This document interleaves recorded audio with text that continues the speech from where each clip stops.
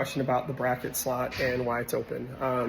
There's two different thought processes. Dr. Damon used to put the brackets on with the door closed so that he could actually see the base, and it allowed him to orientate the box against the tooth in the right kind of first, second order.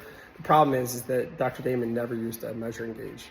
He had developed the Damon system after about, 20 years of practice. So in his mind, he could see where the bracket went.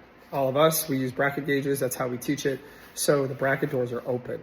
They're open for two reasons. One is that you're going to use the bracket slot as the orientation and make that parallel to essentially the ideal incisal edge, right? So if it's a perfect incisal edge, you just make it parallel.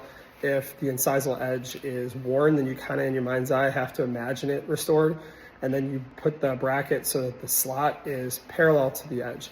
Second thing is it allows you to use the bracket gauge. That's the most important.